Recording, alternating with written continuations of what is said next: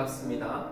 가정신학교 12일 화요일 오늘 본문은 마가복음 12장 6절에서 10절입니다. 교재는 108페이지예요.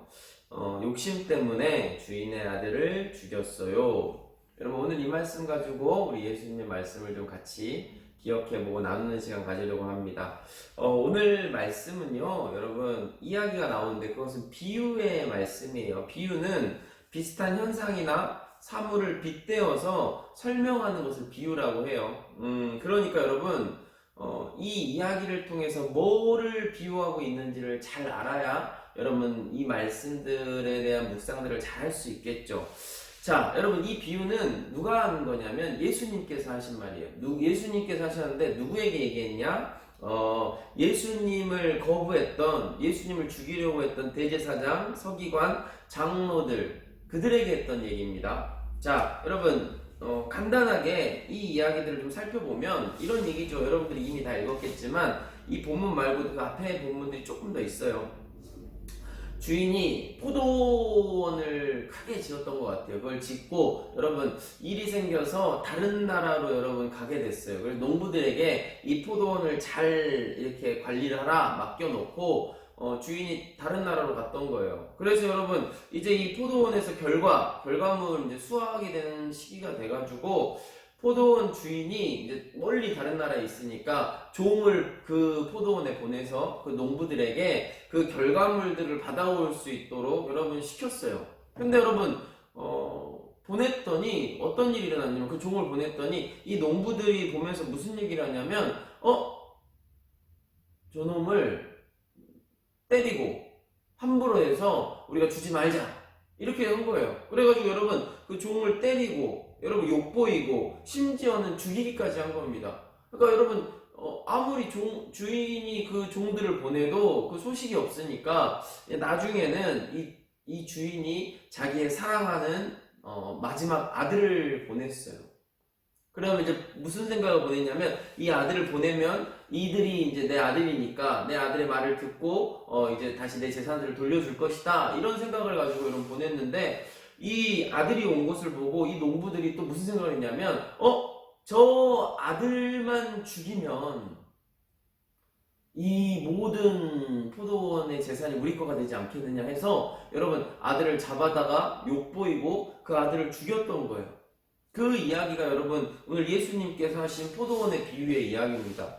자, 그럼 여기서 여러분 좀 이 비유가 어떤 비유인지를 좀 우리가 좀 먼저 봤으면 좋겠는데 여기서 포도원의 주인은 누구를 비유한 걸까요? 당연히 하나님이세요. 하나님을 얘기하고요. 그러면 여러분 포도원의 아들은 누굴 얘기할까요? 죽었던 그 아들은 누굴 얘기할까요? 예수님을 얘기하는 거예요. 그럼 여러분 포도원에 먼저 갔던 그러면 욕을 당하고 여러분 매맞음을 받고 여러분 죽임까지 당했던 그 종들은 누구냐면 하나님의 뜻에 따라서 하나님의 말씀을 전달하는 하나님의 사람들을 얘기하는 거예요. 그러면 여러분 하나님의 사람들을 죽이고 아들까지 죽이고 아버지의 재산을 그 포도원 주인의 재산을 이 포도원을 다 가지려고 했던 자는 누굴 얘기하냐면 예수님 하나님의 말씀을 듣지 않는 자들을 여러분 이야기하고 있습니다. 여러분 그러니까 하나님께서 하나님의 종들을 보내고 하나님의 사람들을 보내서 그들에게 하나님의 것들에 대한 것 그러니까 하나님의 뜻을 이야기했지만 그들이 듣지 않았다고요. 심지어는 마지막에는 아들까지 보냈어도 그 아들을 죽이고 하나님의 말씀을 듣지 않았다는 이야기죠. 여러분 전도사님은 이 말씀을 읽으면서 좀 마음이 아팠던 게 마가복음 12장 6절 말씀 부분이 참 마음이 아팠어요. 저는 읽어드릴게요.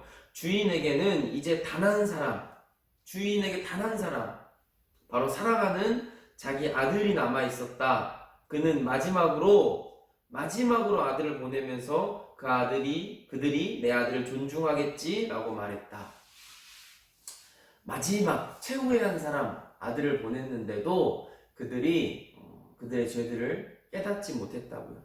여러분 이 포도원의 농부가 여러분 하나님을 거부한 자들이라고 얘기했는데 그들이 바로 우리예요.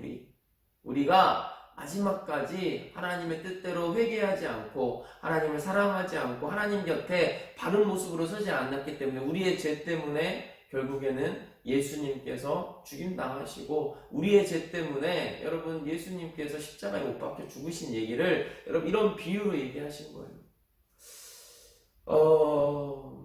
여러분 마지막까지 가는 우리가 되지 않았으면 좋겠어요.